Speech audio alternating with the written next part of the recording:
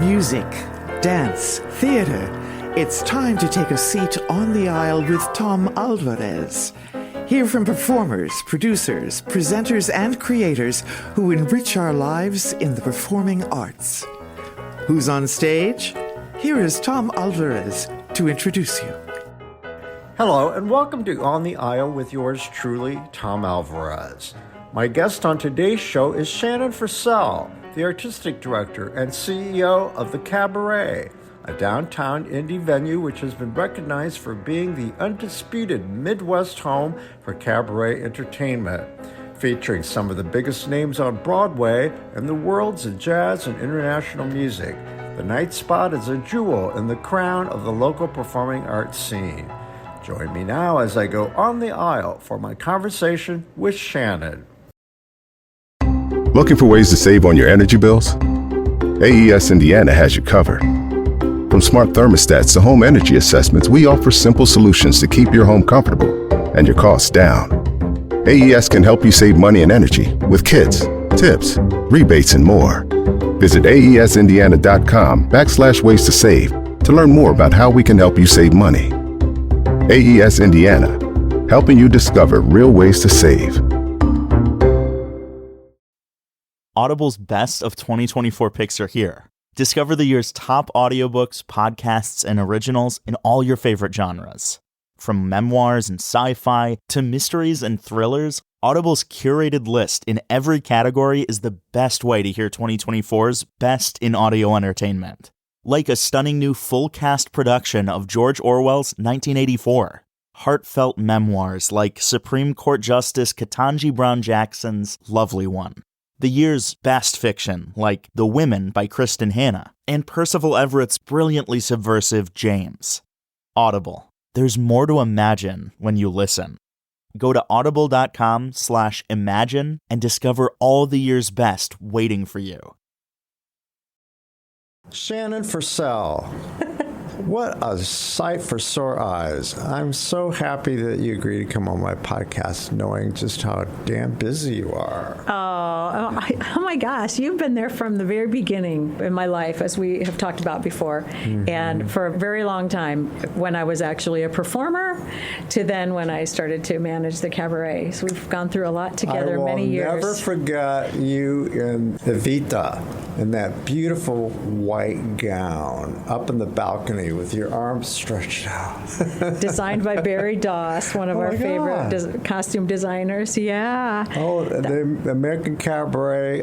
American Cabaret Theater. Yeah. Yeah. And that's what all began. And that I was 33 years old then, Tom, and now I'm 58, if that tells you something about how long we've known each other. For those who don't know what the hell we're talking about, Shannon is it's a different title than just artistic director. Tell me your title. Artistic director and CEO. Okay.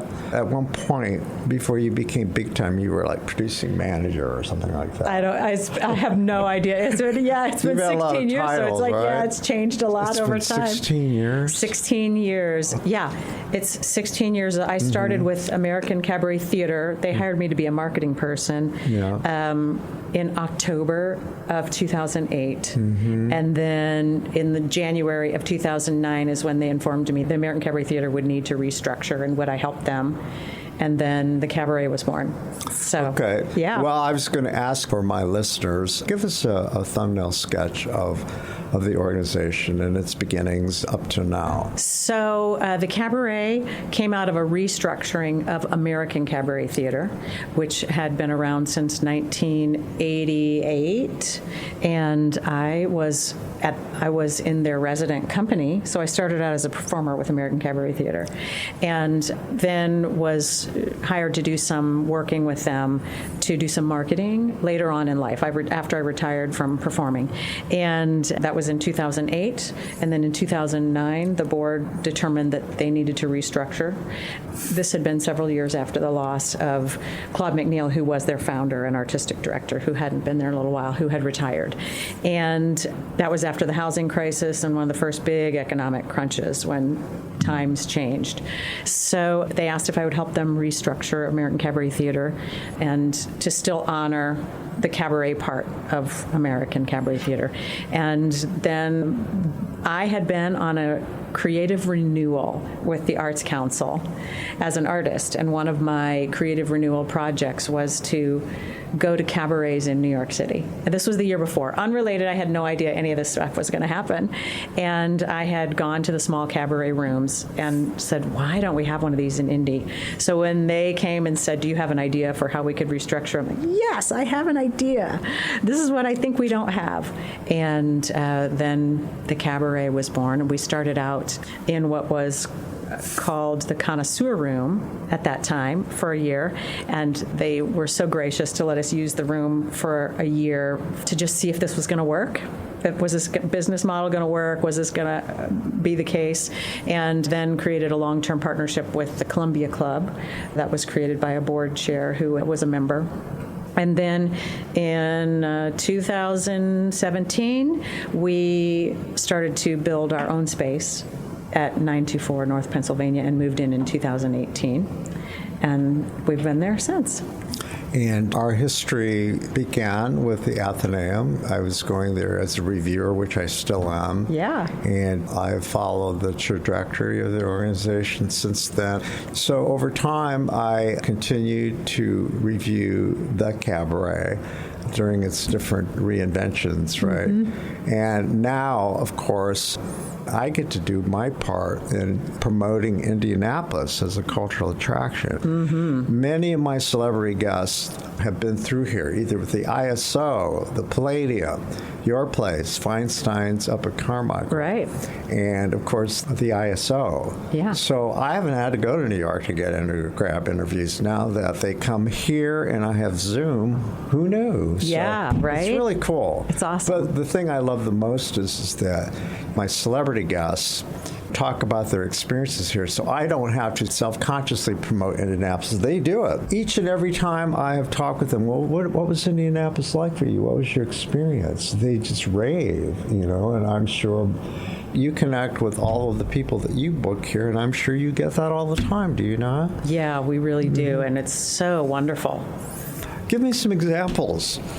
So we have two that just happened, and it's amazing, because so many folks that are on the coast, New York or LA, they don't really have necessarily a deep understanding of Indianapolis, so they just have an impression, and it's not necessarily, I think, on flyover. Yeah, it's not a bucket list place for these performers to go, right? So that's been a conscious thing for us to make sure that when they're here, they're treated in such a special way that they remember Indianapolis and want to come back to Indianapolis. Mm-hmm. And so Titus Burgess was just here, and God love him, we live streamed him signing the wall, and he said that he had a love affair with performing but was in couples counseling with it. So he said thank you to Indianapolis for helping me grow my love for performing again, and said he went back to his agent and said he had two highlights of his year, Carnegie Hall and the Cabaret. Wow. That was Titus Burgess, a major TV For those star, who don't know who he is, who is Titus Yeah, he's Burgess? the star of Unbreakable Kimmy Schmidt, and been in major Broadway shows. So he's been in a lot of TV shows. He was just in Moulin Rouge, and so he's a television and Broadway star. He's numerous other shows too. But a lot of folks know him from TV most recently because that's been a big network for him. But an amazing talent. And then Laura Benanti, who people also know from both Broadway and television. She had her show with us and told her agent she only wants to work at the Cabaret. So she left a really wonderful testimonial. And then they just end up loving Indianapolis too, and not realizing that it's a really hip place. And so a lot of them, numerous folks have said, hey, it's like being in New York, the audiences, when they perform. It's like being in New York, only the audiences are nicer. So it's a great place for them. And now a lot of them have started to use the Cabaret as a place to workshop their show. Wow. So they bring like Brooke Shields did. Yeah, to bring it here, to test it out on our audiences that will let them know if the show is and isn't working. That's like in the theater, they used to try out shows in Boston, and now it's Chicago and other places. It's the same thing. So Cabaret performers need to do the same thing. And so what do they tell you about Indianapolis audience? Do they In my experience, a lot of people feel Indianapolis audiences are very sophisticated. Yes, that's exactly what they feel like. That's what they said. They're just like New York They're hip. audiences. They're hip. They get it. Yeah. And so they get it. They've been trained to get it for many years now, and so they feel so they like can throw an F-bomb around if they want to. Yeah, and know sure. that they're not going to. People aren't going to walk out or.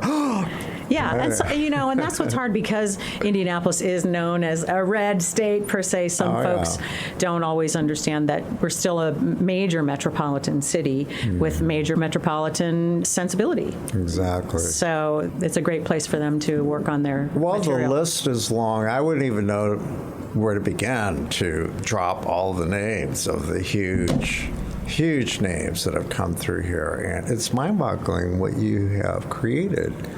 But it took some time. Sure. For word to spread. The thing that many of the arts organizations have in common, like the ISO, which I mentioned, and the Palladium, they actually have that Ellen Henkel created a job as a concierge. Yeah. And created this job so that the idea was from the time you make your phone call on the reservations, from that moment to when you leave, you've had a total experience. Right. You're well taken care of with Hoosier Hospitality. Yeah, and that's worked for you. Yeah. Yeah. Yes. Yeah. So you have a relationship with the Jazz Kitchen still, do you not? We do. And that's part of the experience. But you've worked out in your great business model a way to survive by being a not-for-profit, right? And subcontracting the food out to somebody. Yes. And isn't that a big problem for cabarets failing around the country because of partnering in a hotel like you were with the Columbia? Yeah. Yes. And it's no secret that was part of why you left. Because it's not their business model, right, to do your food and beverage, and food and beverage is ultimately the most complicated piece of it. If you want to know, I mean, it's much more complicated to have all these people arriving at the same time and all wanting to eat, and you really have to have people that understand how to present food in that manner versus at a restaurant or an event where you're putting 18 things of chicken, right? And serving it. Yeah. So Jazz Kitchen spent 30 years perfecting that because their business model is that they make money off of the food. We make money off of the tickets. So we knew that that's not something we know how to do. But that's the challenge for any cabaret, really, that's not a nonprofit. To have the cabaret experience, you only have a small room. So you have a very limited number of seats you can sell. And there's a price point where it becomes unattainable and not accessible for people. So you're always giving that dance of trying to give them the biggest star you can give them, but still have it be at a ticket price in some section that is accessible to people, and that's always our biggest challenge. And now the more we have big stars, the more people want big stars, and then it becomes difficult to even top ourselves sometimes. So, but the Jazz Kitchen, their food experience, their food is amazing. Their personnel are all amazing. We've just had nothing but an amazing relationship with them from the get-go, and because they've been doing it for 30 years. They know what they're doing. And they the know how to Jazz do Kitchen it. is still alive, if not still flourishing. Its brand is. It's one of the best jazz clubs in the country. Yeah. It's one of the top 10. Well, it makes complete sense that two such organizations would team up. Yeah, and we present some jazz too, and so there is, jazz and cabaret are kind of cousins a little bit.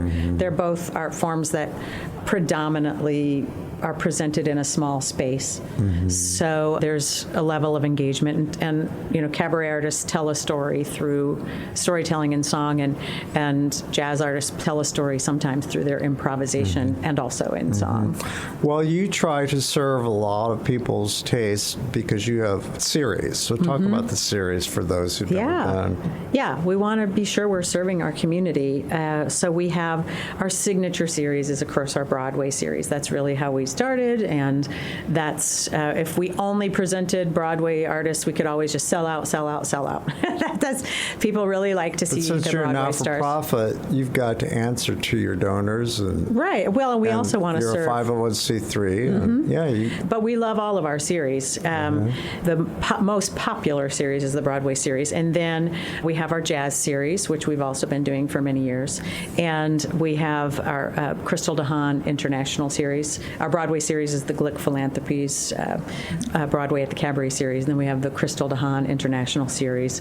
We have our jazz at the Cabaret series.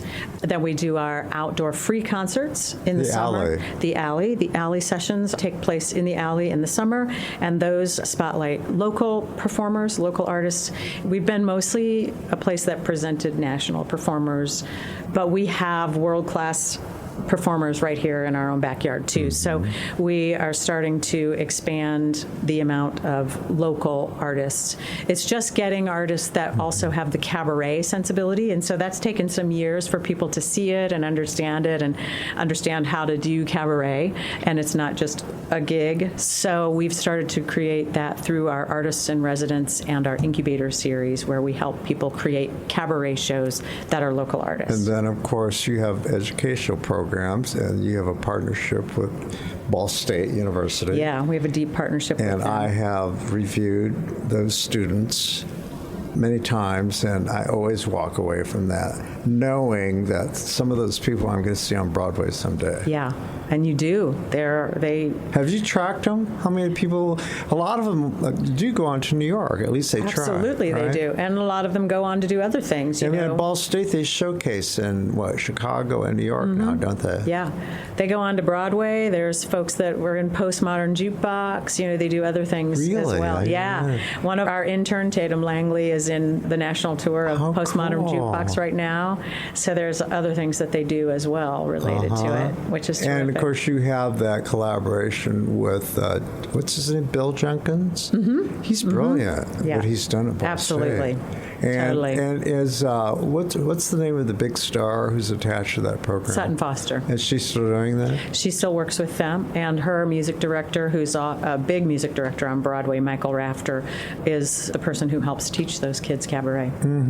Throw around some of the names that come to mind over the years, just for those who've never been to the cabaret, my listeners in general, around the country. Let's drop some names of some of the people That have come to the cabaret? Yeah, over the years. Sure. There's so many. I don't even know where you've begun. We're lucky, and we do have on our website a place where you could see everyone that's performed, past performers of the cabaret. So, what's interesting about this is we try to get them right at an important time in their life, and so a lot of times we will have gotten them just before they got really famous. So Leslie Odom Jr.'s first cabaret was at American Cabaret Theater. I have a photo with him. Yeah, so some of those folks are... He's just on Bombshell. Yeah, and he's obviously The was the TV star series, of Hamilton. for the listeners, I was critiqued by somebody on Apple or one of the servers, and they said, "Tom, you sound like an insider. You got to tell people who these people are." Right. So so Leslie Odom Jr. was the star of Hamilton on Broadway, and that catapulted him into great fame, obviously. But he was also on the TV show Smash, which will be coming to. That's the Broadway version of Smash is going to go to Broadway. So he has a big name for himself because of that as well. Folks might know Billy Porter, who has been a major Broadway star, but now is also a big television star with his work on television.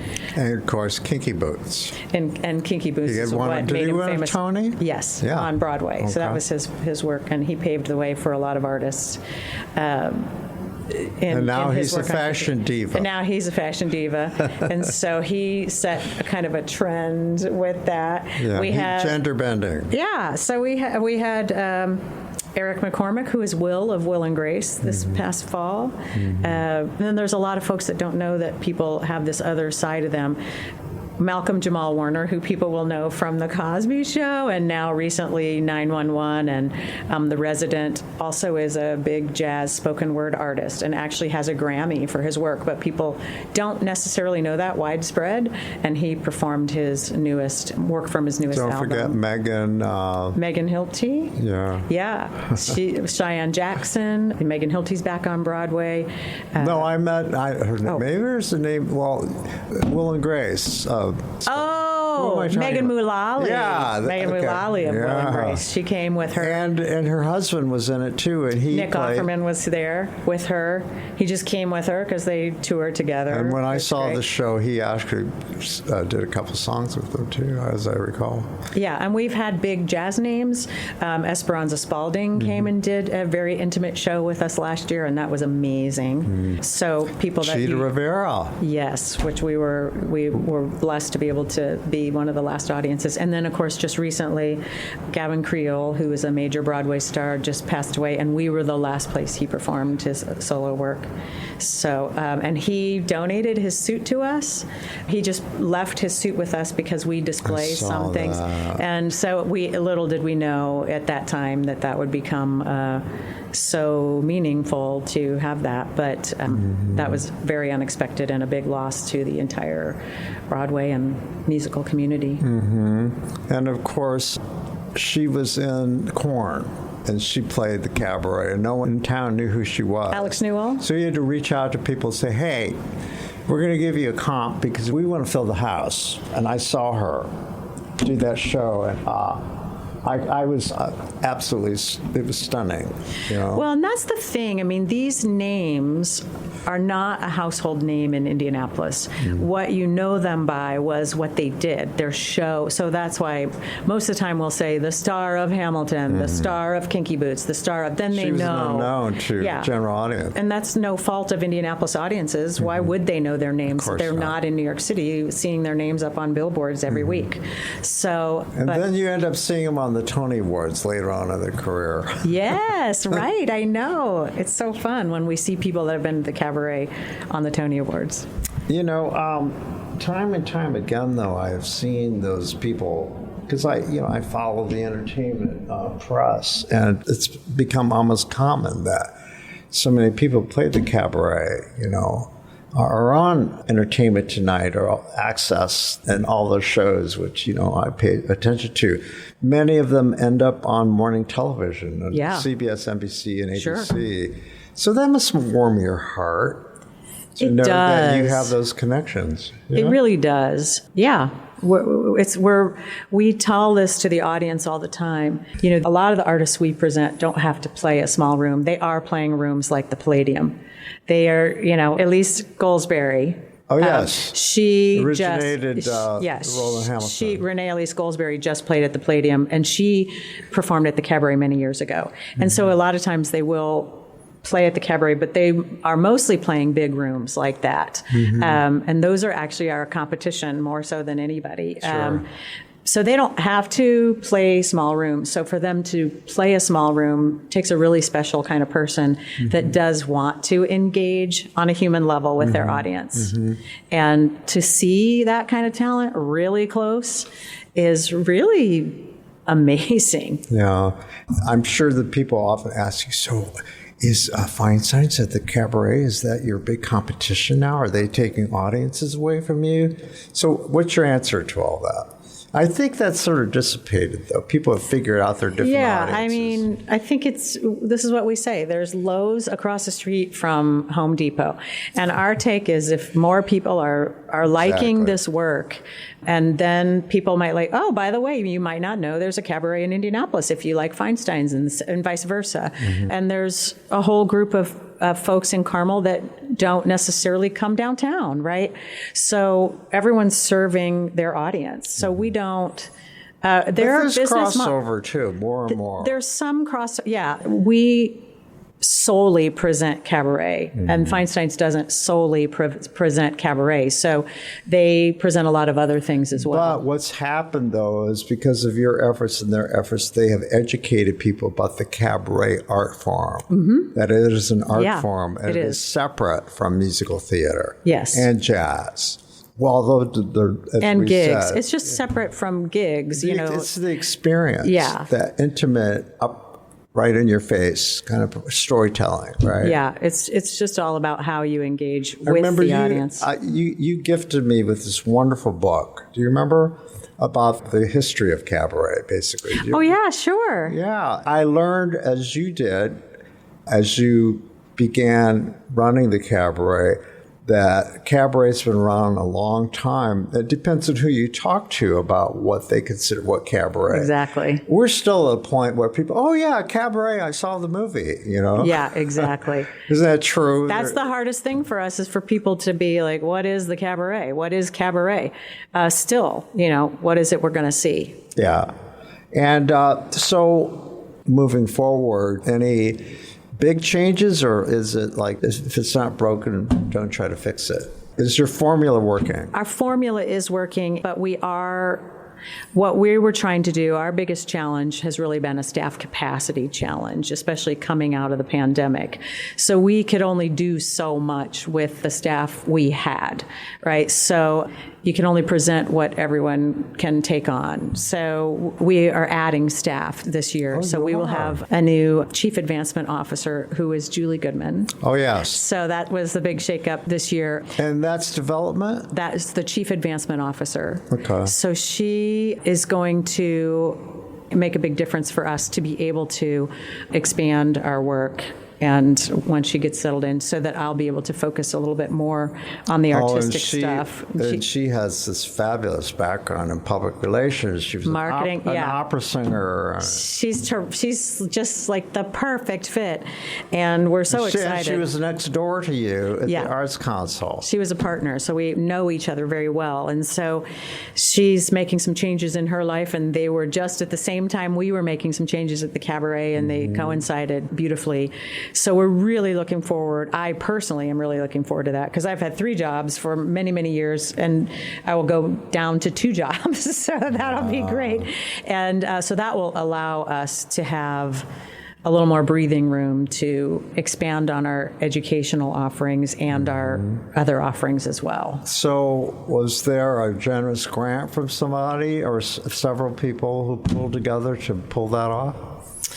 No, we just have been rebuilding after post-pandemic, so rebuilding to the point. We had a development director prior to the pandemic, and then we had to, like everyone, make the staff smaller, you know, when the pandemic happened. So we're rebuilding, but Julie will certainly have a bigger role than just a development director. That's more, you know, second in command. So we're excited to have another leader around at the cabaret, and she's just going to add so much. For people who don't know the behind the scenes, and I don't think I even know, how far out do you book?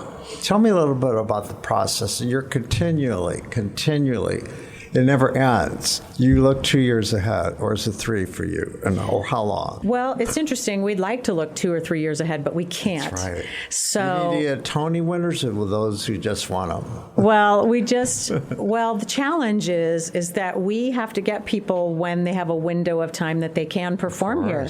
So we found when we were booking too far in advance. So we book about 6 months in advance. Oh, I see. I'd like to book a year in advance, and we're going to keep working on that. But we also recognize that it has to be a little bit fluid, because all it takes is that one person will get that Broadway show, and they're not going to come to the cabaret for one night and turn down a Broadway show. So didn't you educate me one time, though, too, that people it's a chess game for them on their end. Their managers look at their calendar, they try to group them. So if they're out traveling, explain that to our audiences. Yeah, it doesn't happen as much in Broadway artists as it does with jazz artists. Oh, but, I see. We're trying to get that, but there just aren't enough cabarets to do that. You still have Columbus. You have sort of we have a partnership. Is that a formal partnership, or? It's been a loose partnership for many years now. I can't even remember when it started. Pam Lego, who is on the board of the Columbus Philharmonic, also works at Cummins and does come to the cabaret, but lives in Columbus, and said, we want something like this in Columbus, and could you help us by perhaps the artists that come to you could perform one night on Thursdays in Columbus and then come to you.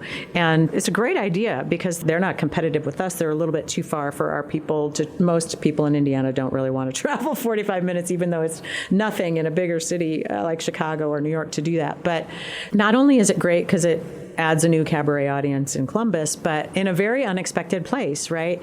But it gives the artists that come an extra show, so it sweetens the pot for them to come here. Mm-hmm. So we do that with about 4 or 5 artists every year. So we'll say, here's who we're having. Where what's it called? Because we were down in Brown County over the weekend, Dustin and me, and he goes regularly to the shopping mall there. What's it called? Edinburgh. Oh yeah. So I'm sure people team up. Yeah. Let's make an outing of it. Let's shop and see a show. Well, and Columbus is very close to Bloomington. Yeah, and Columbus is very artistic, and they're really close to Bloomington too. So it's a very artistic area, and they've got a great spot where they do these performances. I'm going to get in trouble for this. I'm going to share. I've never been to Columbus. Oh, you'll have to check it out. I love architecture, and I don't know why, but I just don't. Well, you should definitely check it out. It's a very cute town, and they've got a lot to offer. Yeah. Well, there are a lot of Indianapolis ties there. Absolutely. I mean, the arts there are very vibrant. Very vibrant. Yeah. They have a very big public art scene. Okay. So I want to spend a little time talking about Shannon Forsell, the citizen. David Forsell, your husband, I've known both of you for years, and David was formerly CEO of Keep Indianapolis Beautiful. As you know, 4 years ago, I moved to Hallville. And 2 years ago, the Keep America Beautiful, this is his legacy. They came through Hallville and planted trees. And they are now beginning to mature. Isn't it amazing the difference they make? It's going to be a short time. We're going to have these tree-lined streets. So that is a David Forsell legacy. It means a lot to him too. Everywhere he's got that we travel, where they've put trees, which is a lot of places in our city. College Avenue is one of those too, and there are very large trees now. It means so much to him that he had a hand in making a difference there. And now he is the senior vice president of affiliates and programs for Keep America Beautiful. And do you mind sharing with our audience who don't know the health problems that David faced for years and how you two managed to survive that and flourish? It's really a cool story. Oh. No, really, it is. It would make a great film, actually. That's amazing. For us, it's just like, this is just our life, so we don't really know that we think it's amazing. It's just what we all deal with. But, Dave has... It's inspiring. He's got a rare disease called von Hippel-Lindau, which causes tumors, cancerous tumors, to grow basically everywhere in your body. And then you take them out and more come back. And so he's had 25 surgeries in his life. It's not yet curable. And so he's had a lot of stuff taken out and is down to one kidney. And so, there was really a time when you have that, and he's seen at the National Institutes of Health. And so our mortality, I think that we think deeply about what kind of contributions we can make, I think in part because of mortality being in our faces, possibly more quickly or sooner in our lives than they are for some other folks, right? So we're always living as if it could be our last, And I know that drives him to leave a legacy for sure. And then 2 years ago, they finally found a drug that seems to control the tumors. It's like a chemotherapy drug. And so we're facing a new trajectory in that drug does seem to be working. So this year his tests showed it was the first time at any time, actually it makes me emotional talking about it, that they said, everything's stable. Go ahead and go home. And that just never happened when we went to the doctor. You know how many trips you made to suburban Washington, Maryland, right? Yeah. Was it Maryland? Yeah. And before that, it was Mayo Clinic and Cleveland Clinic. And so we say that we vacation in the best places where there's a clinic. Well, I know you documented it on Facebook, so... Yeah, he goes... So many people have followed your journey in that. And I know they would be interested in knowing knowing how things turned out. And Yeah.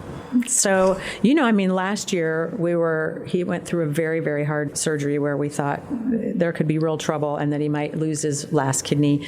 And so we were trying to navigate who would give him a kidney and how does that work. And it turned out they were able to save the kidney. But, we stopped counting. We have counted surgeries, but not how many times, but twice a year minimum. So that's been 30 years. The worst and the best. Yes. You've had That's this true. incredible, amazing life as a presenter, and then you've had this other, talk about pathos. Yeah. I think when you look at it, you have probably too, right? Everyone has their cross to bear, as they say. Everyone has their things they deal with in life, and they often drive the other things they do, right? Well, in my case, what's been going on with me. Your own health. Challenges. But, here's the thing. I tell people, what keeps me positive? I'm immersed in art. Mm-hmm. How can one be, and like you, when you're going through all of that stuff that you went through, the art that you did, you're leaving your own legacy. And so that had to have helped you to get through this, the distraction, the work, but also just to get that close to that level of talent. How could you not be hopeful? It's a joy. We're both blessed to have found our personal missions to do and to be able to do that. That's its own gift for us. So that, we couldn't have children because of a series of things on both sides. And so those are kind of our children, our work that we try to do there. Mm-hmm. But yeah, like you said, you've been dealing with that sense of mortality when you have serious surgeries and all of that too. And it does make you think about how you live. Oh, yeah. And how to get joy out of your life and what doesn't matter. It's interesting, okay, am I being tested here? Yeah. But you also know that we have something similar. We're surrounded by many, many, many people who appreciate what we do. Mm-hmm. And they have held me up. Yeah. And you know what that's like. It's so moving to me. Yeah. The friendships and the relationships you've created. I've told people that when you have a friend in trouble, it just gives me a lot of hope that there's still good people in the world. They really, really, really do care. That's the good thing about social media. You can get that in real time if you're willing to share it. You can. You're right. Yeah, and you did similarly. What I've tried to do is to educate people about. In David's case, and you educate a lot, and just about the process. I think it's really important to educate, inform people about your own personal. They can serve to help people, give them hope. Yeah. Do you agree? Mm-hmm, I do. Mm-hmm. I do. And just, but you have to do it in a way that's not self-serving. Right. It's a dance, don't you think? It's definitely a dance. But I approach it as, that's journalism for one thing, but in your case, you're a storyteller. Mm-hmm. We're both, you're a storyteller too. Yeah. So in any case, what do you see in your futures in terms of how long are you going to be on that job? Right? That's the ultimate question, isn't it?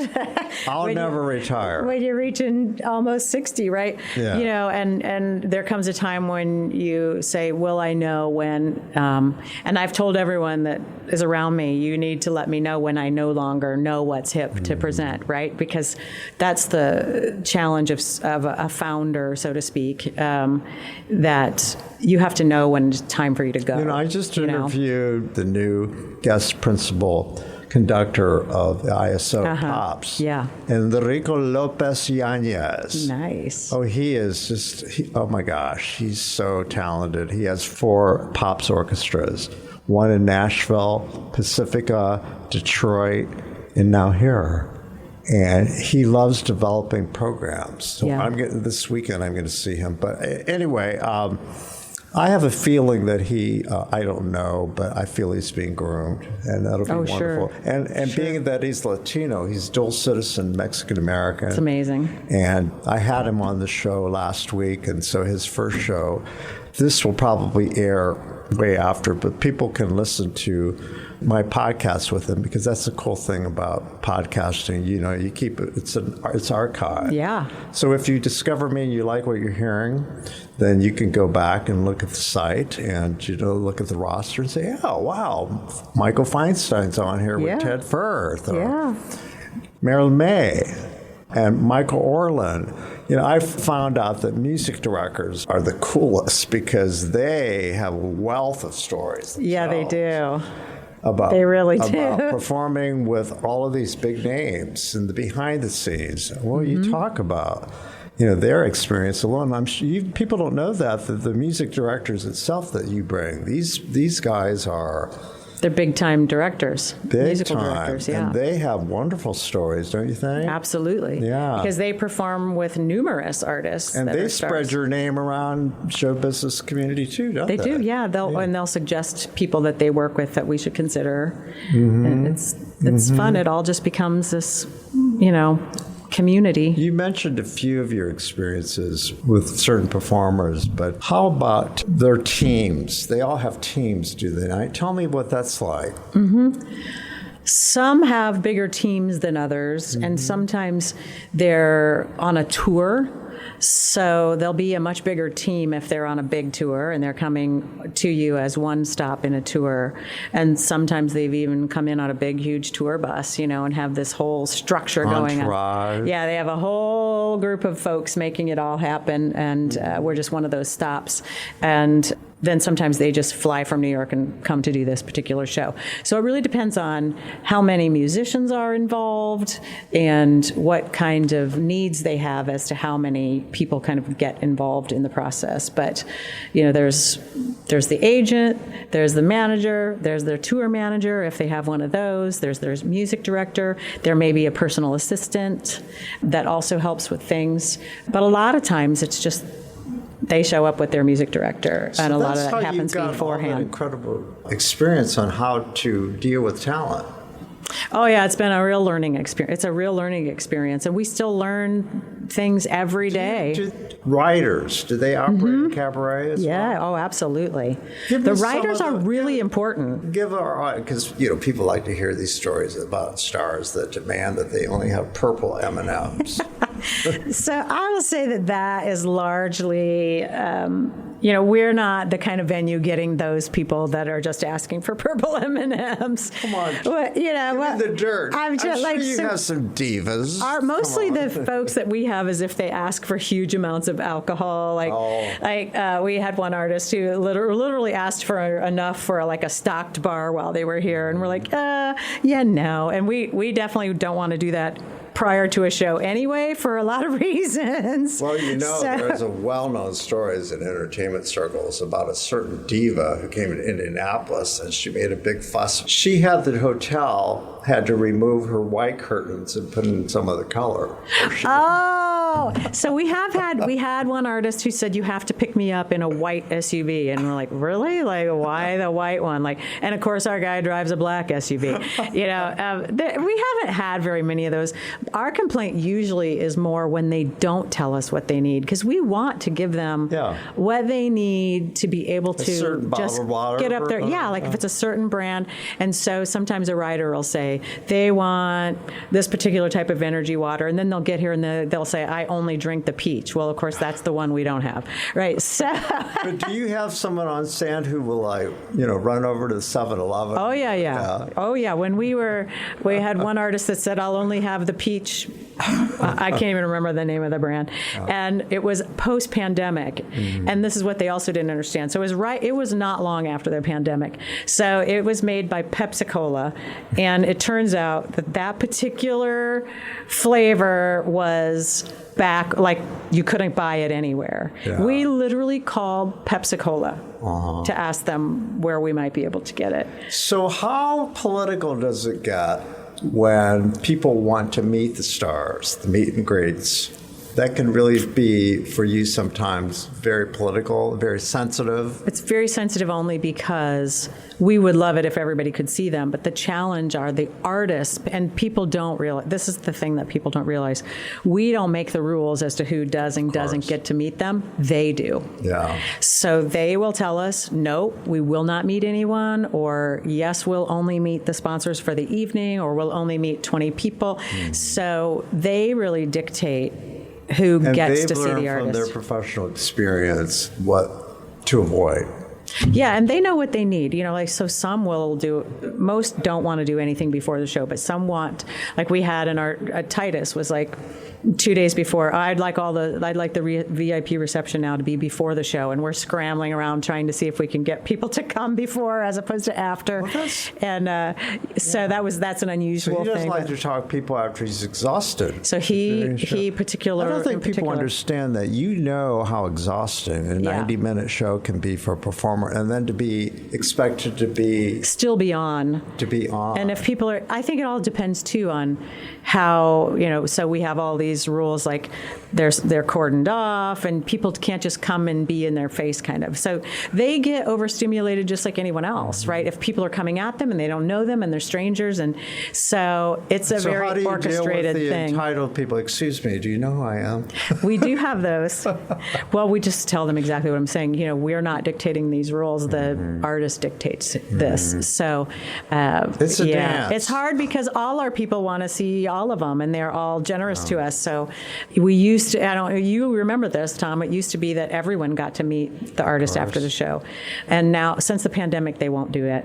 They just don't want to do it. And some are just really approachable. It's not a big deal. It's Yeah. just like, bring them in. Yeah, there are. And I love those performances. You know, I'm name dropping, but Liz Calloway and Ann Hampton Calloway are on this podcast. It's like really a get for me. It's like rare that they're together. Yeah. But they talked about Liz more so. I don't think Ann, you ever booked her, did you? Or maybe. No, we never had Ann. Well, Liz was one of your very first. Yeah. I remember she was sitting at the table at the connoisseur room. Yep. First home. And that's where I met her, and she couldn't have been sweeter. Most of them are that way, really. Yeah. They're Yeah. that way. Almost They everyone realize is that way. that it's the fans who made this happen for me, and I owe them everything. You know? Well, and sometimes it's not even that they don't want to do it because they're tired. Sometimes they have a 5 a.m. flight. Yeah. Or they have things they have to wrap up, or it's a logistical problem for them.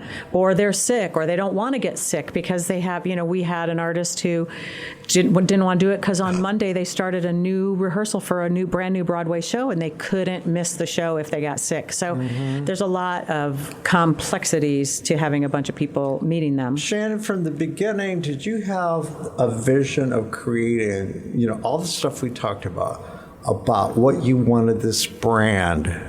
Were you thinking that far ahead that you were going to I'm going to create a brand? Well, this happened very fast. I mean, I was told in December that we were going to have to restructure the whole thing and have our first show in March. So I would like to say that at the beginning I had all these visions. I did have a vision, but to really have it come into focus took a little bit of a time. But our vision was always to create something that was really special with a really, really high caliber of talent that people don't get to see as often. That's an artistic vision, but did you also have a business vision? It's part of it, to create. Well, I believed that business vision would work if they were seeing something that they felt was. So that's why we chose to make it nonprofit, because it's like the symphony or a ballet. And I understand that your model is being copied and has been copied. Is that true? Yeah. I talked to Liz about that. What's the state of cabaret? And I mentioned, how I said, you guys are in the business and you get booked so what is your knowledge of where we are right now? Are there venues failing? And she says, yes, continually, All the but time. new ones are popping up. Yeah, 54 Below, which is one of the biggest cabarets in New York, just recently became a nonprofit. She said that. Yeah. She told me that. So they've become a nonprofit too. Yeah. I'd love to share how we did it with as many people as I can, because the business model doesn't work unless you are a nonprofit, I don't think. But aren't you part of like these cabaret associations? Are such things in existence? No? There's no one telling us how to do it. We're all just kind of on our own, and there aren't enough people. Me. So we talk to each other, but there's no formal group. Do you think that, it seems to me my common sense tells me that would be very helpful for everybody in business. It would be very helpful. We have helped a lot of people get started doing it. We helped Cabaret 313 in Michigan do one, and How are they doing? Columbus. They're doing great. They're doing great. So we all talk to each other, and a lot of people helped me when I got started. So this small group of people talk to each other and say, who are you having and who are you having? And a new one just started in Napa called Broadway and Vine, and they do their cabarets in vineyards in Napa. That's a sweet job he figured out. So he figured out a great business model out there. And so we talk to each other, but it's not a formal group. So it should be. So cabaret is alive and well. It is. That's wonderful. I think it is. And, you developed quite a reputation. I want my 10%. I remember writing about you and calling the brick top of Indianapolis. That's right. You've done so many amazing things for us over the year and said so many wonderful things. We've used your quotes a million times. But the thing is, for those who don't know, brick top was a Parisian host, and she had her own club, did she not? Yes. And she presented people like Josephine Baker and Edith Piaf. But she herself was very present, and I think that's probably the. And she had a head of red hair. That's where, Well, and I think that is what we try to create, and a feeling of you have been invited to our cocktail party, and so when you do come, you do see me, and you do see the staff, and I've seen you work the room, honey. So we try to have it feel like Shannon, you're here at our place. You give the best curtain speeches. You've been doing it for so long, but you're an entertainer yourself. So the way you present, it's very unusual. I think from my point of view, clubs like the Cabaret, they survive because you set the tone. Yeah, you I set think people at ease. A tone is true. You kind of underplay yourself often. You're always deflecting. But I think that's kind of like people just see you as just being very approachable. And that's I think nice. that counts. I hope so. I think that counts for, and with your performers, I'm sure. Mm-hmm. And I'm sure I would be surprised if a lot of those people haven't become your friends. Well, and I think that is maybe the difference between us and some other organizations, because I was a performer, and this is what Titus Burgess said. He said it's clear that this place was created also for the artist. Mm-hmm. So we make sure that we take such good care of them so that they are put in their best light. Mm-hmm. We've given them everything they need. We've given them this beautiful room and this beautiful stage, so they just do their work. Mm-hmm. And they're not trying to overcome a lot of negatives before they ever get on the stage. Bad sound or bad lights or not getting what they needed to prepare. So we try to make it so they're not thinking of anything except their performance. Well, that's wonderful, because you, in fact, are doing service. That's what we really hope that we are. Mm-hmm. We use this phrase called radical hospitality at the Cabaret, and we want that to be radical hospitality. Wow. So where we hope, when we're doing it right, everybody messes up at times, right, and can't meet the mark. But our goal is to try to have radical hospitality at every turn. So do you regret now we're reaching for the golden ring? You mean as a performer? As a performer. No. Why? Because I knew I loved performing, but it also stressed me out. Because at my heart, I'm a little bit of an introvert. As much as it seems like I'm an extrovert, I also need plenty of time to rejuvenate. And I don't need performing to feel... There's so many things that bring me joy and make me happy. And the lifestyle of a performer and being your own product was difficult. You don't need to have your ego fed. not that way. I'm sure I do. We all do, right? Yeah. But I mean, I had a relationship that's amazing, which is very hard to have if you're really trying to go for it.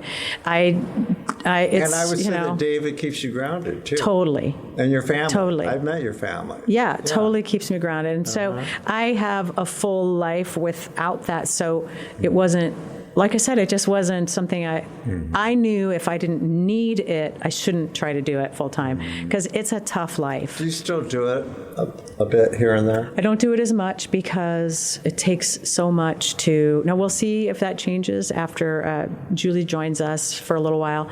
But because I see what I see on my own stage, I think, how could I even remotely compare to that? One thing. I don't know. But I put on my producer's hat, and I think about the show that you could do with the stories you could tell. so I think if I have more time, but also you know me that I'm a perfectionist, and so for me to get back up there again, it's a lot of work to keep your voice. It's like a muscle. If you're not doing it all the time, it's not with you in the same way. So for me to really put on something that big, I feel like it has to be really, really great.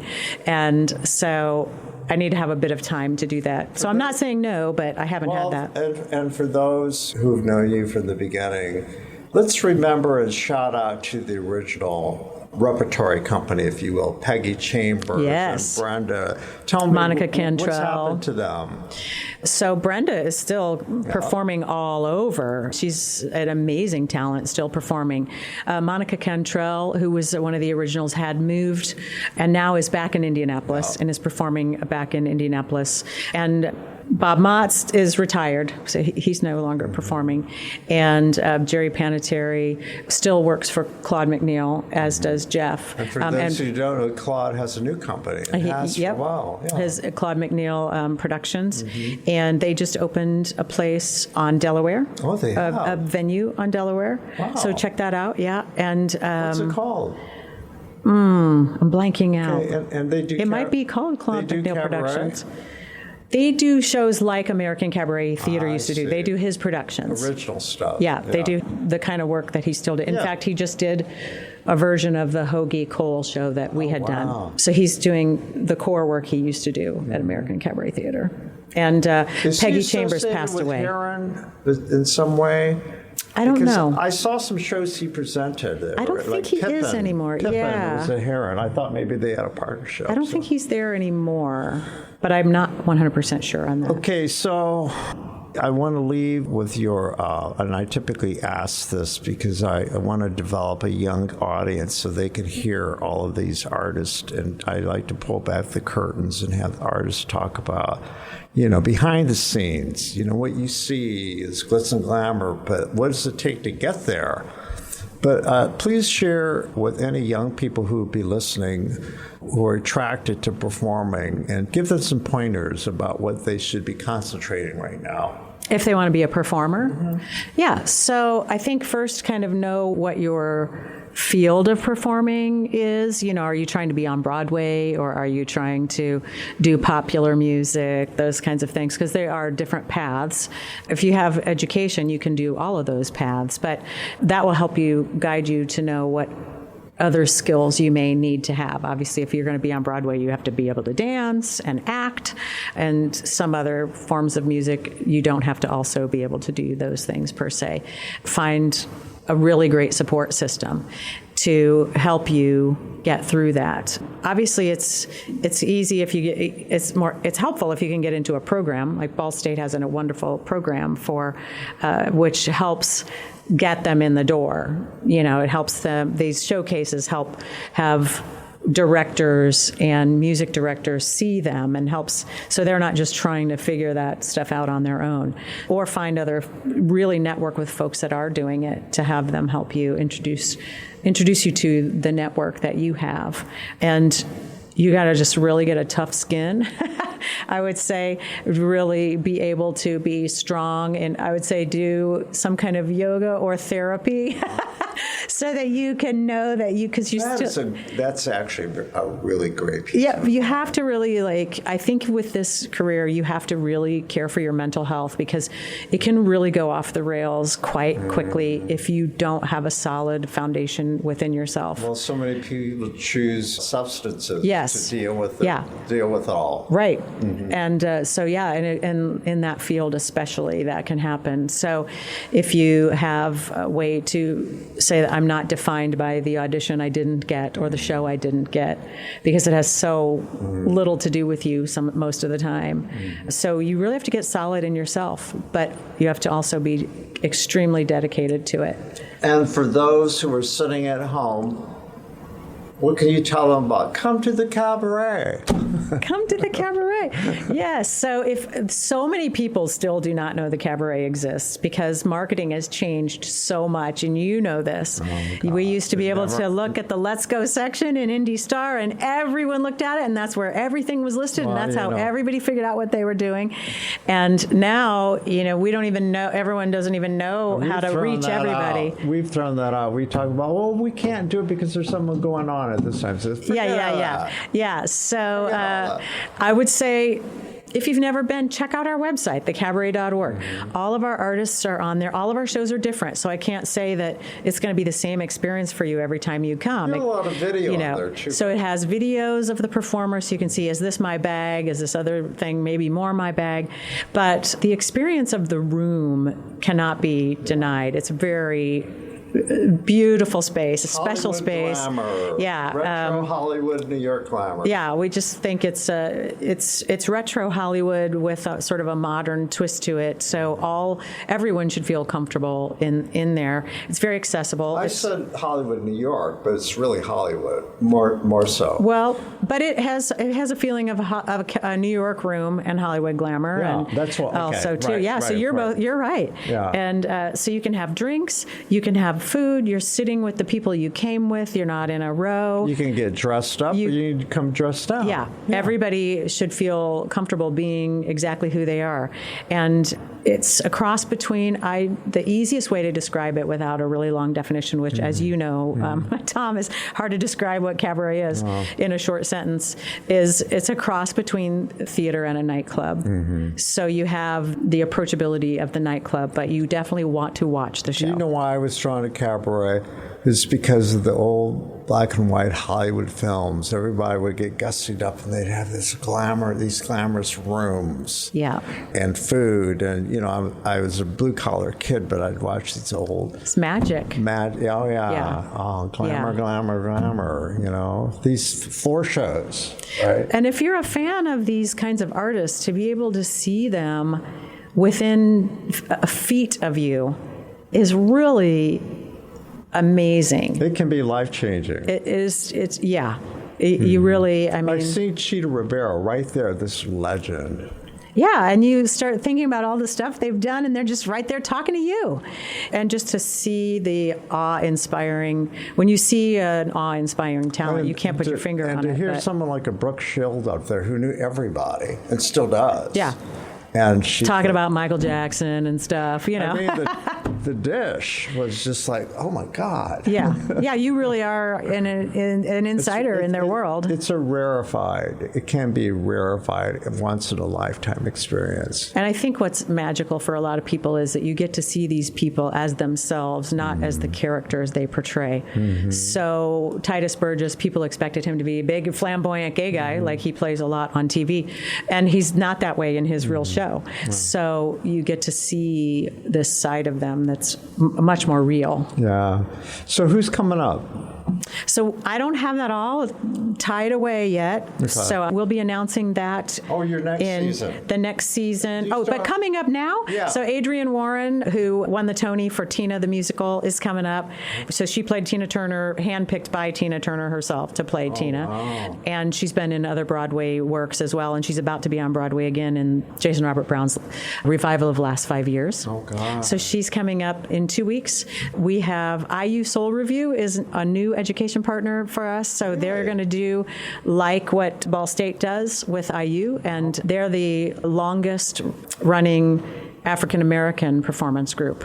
And so they're coming next week. Is this your first partnership with IU? This is our first partnership with IU, and they're going to be here Friday. They've got an incredible theater. They're amazing, and this IU Soul Review is just ridiculous talent. You know, Magic the Cabaret did a master class, and we invited the senior class of last year's musical theater department. Mm-hmm. They were all headed to New York within weeks. Yeah, it's amazing. And these master classes are amazing to see. And then Anna Gasteyer's coming at Christmas. Yeah.